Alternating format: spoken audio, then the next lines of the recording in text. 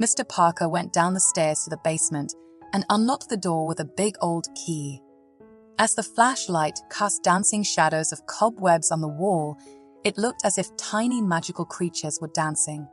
Suddenly, little Samantha became scared, closed her eyes, and hurried after her grandfather. "What's in here, Grandpa?" she asked, frightened and amazed. The old man pushed aside an old horse harness that had been lying there for who knows how long and shuffled his feet, heading towards the wall. "Here," he said, turning to Samantha. "Do you see that spot on the wall?" Samantha held up the flashlight and saw that there was indeed a yellowish spot on the grey wall. Her grandfather scratched at the spot with his nail, and Samantha realized that it was clay. "Something is hidden here," the elderly man said. "Don't tell anyone about it. Understand?" "What's hidden there, Grandpa?" she asked. "And why can't we tell anyone?" The elderly man smiled. "There's a treasure here," he whispered in her ear. "An old treasure left by the former owners, the nobles. When the army came to the village to free everyone, they began to hide their treasure. They were very greedy for their treasures. When my time comes and I'm gone, and you grow up, you'll need money," the elderly man concluded, looking at the spot on the wall. "This treasure will help you stand on your own 2 feet." Mr. Parker picked up the hammer lying on the table, swung it, and then changed his mind about hitting it. He put the hammer down and smiled at his granddaughter. "Well, let's go, Samantha. In general, you should keep quiet about this." "Understood." Samantha nodded. "I understand," she said. "I promise not to tell anyone." Mr. Parker stroked Samantha's tousled chestnut hair and led her out of the basement. When Samantha returned, she found her mother, Helen, sitting in the yard under a spreading apple tree. The woman was reading a book, swatting mosquitoes from time to time. She wore a black mourning veil on her head, and her early grey hair stood out from under it a little. Samantha approached her and sat down next to her. "How is Grandpa doing?" her mother asked, not looking up from her book. "Is he feeling okay?" Samantha shrugged. "Seems like it," she replied, "but he's a little sad, just like you." Her mother put down her book, turned to Samantha, and pinched her nose. "Don't pay attention to that," she said, sighing, and began reading again. Samantha understood everything. She was sad too. Not long ago, she found out that her father had died while working somewhere far, far away, and she would never see him again. Her mother told her that her father had gone to a better place now, and that he was happy there. But Samantha did not believe it. Every night, she awoke to the sound of her mother crying softly in the darkness and silence of the kitchen, and Samantha began to cry watching her as well. The only thing that kept Samantha's anxiety and endless sadness at bay was the anticipation of starting school. In just 2.5 months, she would be going to 1st grade and sitting behind a desk while a young teacher taught her everything she knew. And there would be other kids there too, of course, and Samantha would get to know them. Samantha's best friend was the neighbor boy, Willie. They were always together, playing ball, sneaking into other people's gardens, and flying kites. Willie had one flaw that Samantha tried not to notice. He was born with a short right leg, so when he ran or walked, his leg couldn't keep up with him, and he had to hop, throwing his right leg forward. But otherwise, he was no different from the other kids. He rode his bike just as well as anyone else, or went fishing. So Samantha never reminded him of his ailment. The summer days flew by quickly, and before she knew it, the mint-scented July had passed, and the starry August was coming to an end. The mother was getting Samantha ready for school, and they went shopping together in the city. Samantha got a backpack full of notebooks, stationery, and most importantly, a school uniform. She often took a strict but beautiful dress out of the wardrobe, spread it on the bed, and carefully examined every stitch. And in early September, Chris appeared at Samantha's and her mother's house. He was a tall man of about 30, the same age as Helen. "I'm here because of your late husband," Chris said, entering the house. He greeted Samantha and Helen, sat on a sofa in the living room, and took off his backpack from his shoulders. "Here are his things," he said, pulling out a paper bundle. "I thought it would be better if they got to you."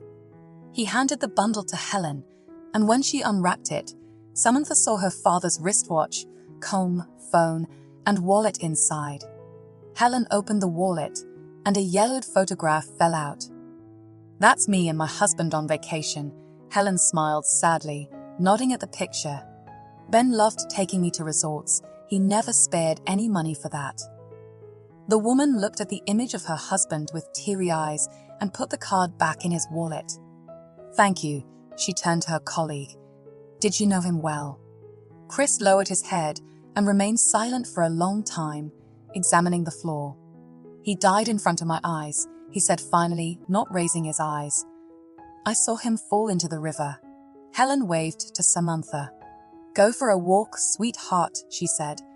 Samantha hesitated for a moment, then went out the door and pressed her ear to the lock. Ben was pushing logs into the river when he stumbled. Samantha heard Chris' quiet story. He slipped and fell into the water. And then Chris paused for a moment. And then all the logs flew down right on him.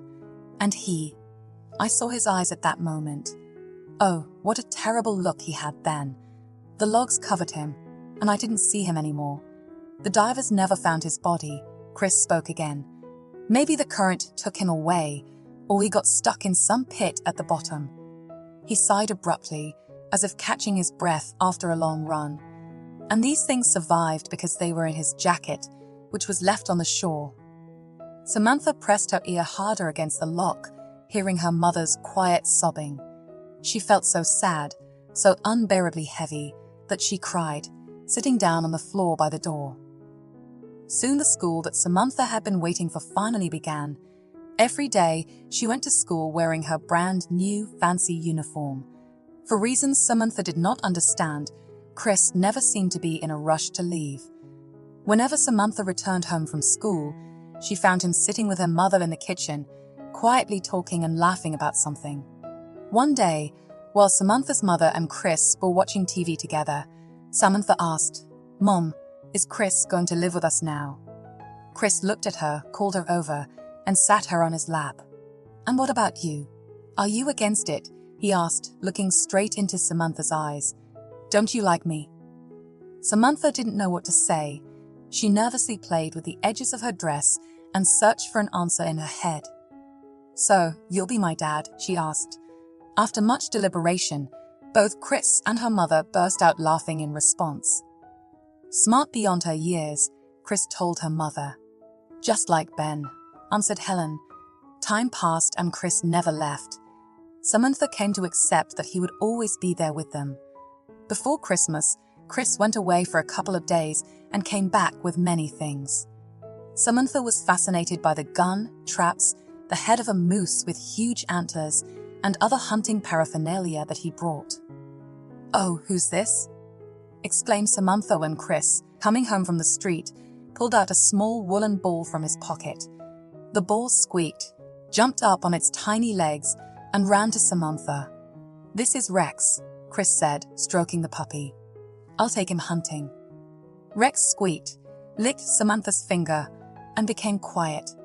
Samantha took him in her arms and rocked him like a baby. 4 months later, Rex had grown a little, but it turned out that he was not suitable for hunting at all. Rex was difficult to train. He didn't understand commands, ran around the house, not seeing or hearing anyone but himself. Chris often got angry with him and pulled hard on the leash, hitting him with his hand on the back. Rex, scared, cowered like a hedgehog and whimpered, asking Samantha for help. "Don't hit him," Helen once said to Chris. "Why are you being so cruel? It will only make the dog worse. He'll get angry." Chris glared at her and hissed, "It's none of your business." Then, as if feeling guilty, he hastily added, "Sorry, I'm just so tired of this fool, and I have no strength." He waved his hand at Rex, who wouldn't respond to training, and spat, "Let Samantha deal with this glutton." Samantha, having received Rex as a peculiar gift, began to teach him in her own way. She taught the dog simple commands, rewarding him for every success with something tasty. Soon enough, Rex learned to sit, lie down, and bark on command from his little mistress. Willie taught the dog to catch mice. He showed him where their holes were, and Rex, digging with his front paws through piles of dry leaves, deftly used to catch the timid rodents hiding there. They turned a dog into a cat, Chris said with annoyance, as Rex brought home another mouse he had caught. It's a nature's mockery, not a dog. He took away Rex's trophy, disgustingly threw the mouse in the trash can, and kicked the dog.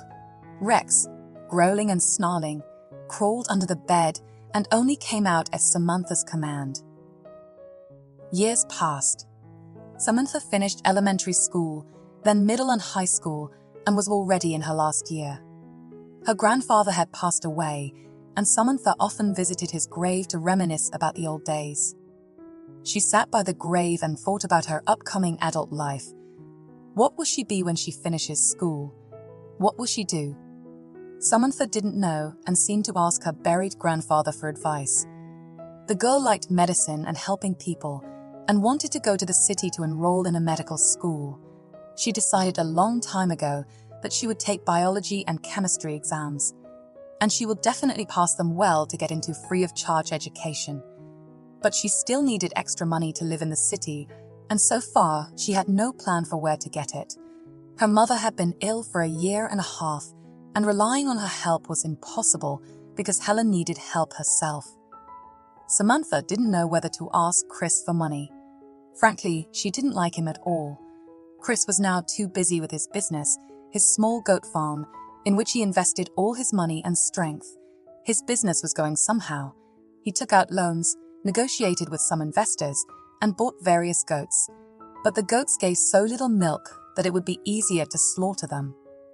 But Chris, with enviable persistence, was looking for a golden vein, some kind of phantom chance, and for it, he put money into his business like a furnace. Samantha sighed. Twilight had already thickened over the cemetery. Somewhere nearby, hidden from prying eyes by thick foliage, a nightingale was whistling. Loud beetles flew from tree to tree, buzzing like air fighters. Samantha stood up from the moss-covered bench and looked at her grandfather's grave once again. And then suddenly memories of a distant summer day flashed in her head when she followed her grandfather down to the dark basement of his house. Right before her eyes appeared a yellow spot on the wall, on which her grandfather swung the hammer and, smiling, told her about the events of the Civil War. Treasures. Samantha smiled. They were still there, inside the wall, behind a thin clay screen. She would get them out and put them into circulation as her grandfather wanted. And these treasures, after many years, would finally benefit her and society. Samantha stood over her grandfather's grave a little longer, then slowly walked along the path leading to the cemetery gates, trying not to stumble over the graves in the darkness. Entering the house, the girl took off her shoes and called out to her mother. There was no sound from the darkness that filled the house. Samantha went towards the couch, behind which was the switch. When she approached closer, she saw that her mother was lying sprawled on the couch, and one of her hands was hanging down. Samantha lifted her mother's hand and suddenly recoiled. The hand was as cold as ice. Samantha felt for the chandelier switch, clicked it, and when the room was filled with yellow light, the girl collapsed to the floor with an inhuman moan. On Helen's pale face, her wide-open eyes sparkled with a glassy gaze, and a terrible thought struck Samantha's brain like lightning. Mom had died. She sat next to the cooling body, laid her head on Mom's chest, and cried. After Helen's funeral, Samantha closed herself off. She felt alone in the whole universe. Her mom, dad, and grandpa had all died, and Willie went to study in the city. Chris didn't care about her at all. Samantha was waiting for the end of this terrible morning spring to take her exams and go where Willie was now. She immersed herself in her studies, which were her only lifeline, to forget the reality that tormented her soul. One day, when Samantha was sitting at the table and preparing for exams, Chris asked, "Listen, is it true what they say that there is a treasure somewhere in the village?" The neighbor blurted it out today, and before that, I heard it from old Bernard at the store. Do you think it's a lie or not? It was like a shock to Samantha. If Chris found out about this, He wouldn't stop until he found everything, and when he found it, he would definitely take the treasure for himself. It wouldn't be bad to find this treasure, Chris continued, screwing in a light bulb. I would buy those Scottish cows, you know, the ones with the long hair. He dreamily whistled, and his whistle cut through Samantha's ears. Nonsense, she replied, trying not to show her anxiety. What treasures could be here? Do we live in Treasure Island or what? Chris burst out laughing. People are much more inventive than you think, he squinted. Nevertheless, maybe there is something. Samantha, unable to bear it, slammed her textbook with a noise. I don't know, she blurted out. Look for it if you like, but without me. I have exams ahead of me. And Chris started looking. He asked neighbors, old-timers, casually, but listened to every word, recording every rumor. I heard that something was hidden in the basement of the late Mr. Parker, said Mrs. Blake, who lived on the next street. In his house, either an overseer or some merchant used to live, so he didn't want his gold to fall into the other hands. He buried it somewhere. Then Mr. Parker's father looked for it, searched, but never found it. Or maybe he did, who knows? Chris, hearing this, changed his expression. Thank you, Mrs. Blake, he thanked the elderly woman. An interesting story. My stepdaughter is writing a local history essay. It will be useful for her to know about this. He shook the elderly woman's dry hand and went home. As he approached the house, a predatory fire lit up in his eyes. Where did your grandfather hide the treasure? Chris yelled, grabbing Samantha by the shoulders. I know they're in his house. He didn't hand them over to the state or spend, did he? Samantha was frightened, sobbing, and shaking her head. I don't know, she exclaimed. I don't know anything about any treasures. It hurts me. She tried to break free from her stepfather's tight grip, but he clung to her as tightly as a hawk clings to its prey. You're lying, he hissed. Your grandfather probably hid them for you. Hurry up and tell me, or I'll make you. He waved his hand and slapped Samantha. From the burning cheek of the blow, tears sprang from her eyes. I don't know, she insisted. I don't know, you're crazy. You have an obsessive idea. You're insane. Chris became completely enraged by her words. He hit Samantha again, then grabbed her by the hair and dragged her out of the house and into the yard. You'll stay here, you piece of trash, he hissed, dragging Samantha into the barn. And while I search your grandpa's house for those damn treasures. Chris locked the door with a huge oak bolt, then shook himself, went back inside, and took the keys to Mr. Parker's house lying in a box. He put them in his pockets, went outside, whistling cheerfully, as if he had already found the treasure and was now fabulously wealthy. Chris searched every nook and cranny of Mr. Parker's house, but he couldn't find anything except junk and cobwebs hanging everywhere. He kicked a chair in frustration that got in his way. It's okay, I'll come back here tomorrow, he reassured himself, and search everything again. When he returned home, he first went to the barn. I didn't find anything, he said to Samantha, who was sitting where he had left her. But it's okay, tomorrow will be another day, and the day after that, and the day after that. I'll keep looking, and you'll stay here. But if you decide to tell me where the treasure is, I'll let you out. So, what do you say? You're crazy. Samantha's voice came from inside. You're sick. Let me go. I'm scared. She began to cry, and Chris kicked the door as hard as he could. Scream all you want. No one will hear you, he said, and went home, leaving the barn door locked. Samantha sat in the darkness for an hour, 2, 3. She didn't know what time it was. She had no clock or phone. Sometimes she peeked through the cracks, but they were so small that it was impossible to see anything through them.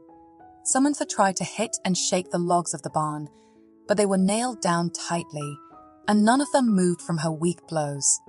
Having tried all possible options for escape and realizing that they were all useless, Samantha helplessly dropped to the earthen floor and cried. She was so deeply immersed in her grief that she didn't notice how Rex crawled into the barn through a small hole in the corner and crawled up to her. Rex, exclaimed Samantha when the dog nuzzled her face. "Rex, how did you end up here?" The dog, as if understanding her question, ran to the corner and stopped near the hole. Samantha tried to dig deeper into the pit, but without a shovel, it seemed impossible, and unfortunately, there were no shovels or other tools in the barn. Biting her broken nails, Samantha helplessly dropped to the floor and fell into an uneasy sleep. "Good morning," Chris's voice woke her up. He had some food. He slid a pack of dried noodles and a bottle of water under the door. Samantha eagerly grabbed the noodles, tore open the package, and bit into the brick with her teeth. "Well, have you decided anything?" Chris asked her through the door. "Will you tell me where the gold is?" "I don't know anything," Samantha replied, her mouth full of noodles. "I need to continue my preparations for exams. Let me go." But Chris left her reply unanswered, and Samantha heard his footsteps receding. Samantha lost track of time and didn't know how long she had been in the damp darkness of the shed. Realizing she couldn't escape on her own, and there was no one to help her, she decided to reveal her grandfather's secret to her stepfather. "Let him choke on these treasures," she thought, stroking Rex. "I'll still put him behind bars for what he did." With a grim smirk at the thought of revenge, Samantha fell asleep again. In her dream, she saw Willie. They ran together through a field overgrown with flowers, while a hot July sunset was coming towards them. Birds chirped around them, and crickets played an incredible, soul-stirring melody. Willie shouted something, but Samantha couldn't make out the words and laughed. Rex barked upon hearing Samantha's laughter, but she didn't wake up. Meanwhile, in her dream, Willie called her Granny, and she reveled in his voice like music. When Willie shouted, "Hello, Granny," she woke up. She blinked, yawned, and then heard a muffled voice from outside the pine-bordered wall. "Have you arrived, my dear grandson?" The voice sounded muffled. "Yes, Granny, just 5 minutes ago." Samantha screamed. It was Willie's voice. She jumped up and ran to the pit. Rex's hole led to the street right where Willie's voice was coming from. She struggled to stick her head in the pit, and the same bright light hit her eyes. "Willie," Samantha shouted, not opening her eyes. "Willie, I'm here." The guy who was nearby ran up to her and sat next to her. "Hello," he breathed out. "What are you doing here?" Samantha, wiping tears from her eyes, told him everything. "Wait a minute," Willie said hastily, getting up. "Now, I'll free you." He clumsily climbed over the fence, limped to the shed door, and removed the bolt. Then he opened the door and called Samantha. "We need to run to Grandpa's house," Samantha whispered, hugging Willie. "We have to get the treasure before he does." They rushed down the street, ignoring the passers-by who looked at them. Samantha pushed the heavy gates, burst into the yard, and rushed to the cellar. It was quiet and damp in the cellar, just like in a cave. Samantha took the old lantern hanging on the wall, clicked the button, and lit it, then slowly started to walk along the wall. When she reached the familiar room, she headed towards the grey wall in front of her. Seeing that the hammer was lying in the same place as it was 11 years ago, Samantha couldn't help but smile. Grandpa hadn't been there since then. Samantha fixated her eyes on a yellowish spot on the wall and grabbed a hammer. She struck the stain, and clay dust flew into her face, but she wiped it off and hit it again. After 5 hits, the clay barrier broke, revealing a small hidden compartment. Inside, Samantha found a bundle containing tangled chains, 10 gold rings, pendants, and crosses adorned with small stones, as well as a tiara, a brass crucifix, and pages from an old book that had turned green from age. Samantha admired her find for a few seconds, then wrapped everything back up and tucked the bundle under her shirt. When he met Samantha at the basement door, Willie said, "I called the police. Your stepfather won't be able to get away now." Samantha nodded and smiled. "I'm glad you came," she said. "I don't know what would have happened if you hadn't." Willie shrugged. "I'm surprised myself. It's good that I got sick and returned home." He laughed, and Samantha laughed too. That evening, they were sitting in Samantha's house.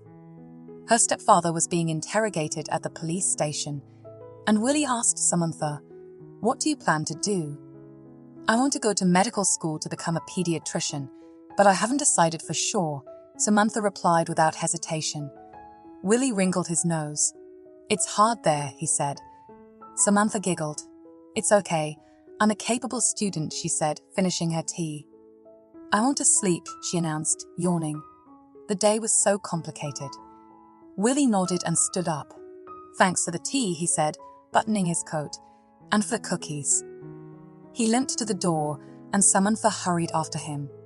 "Wait," she called out, grabbing his hand.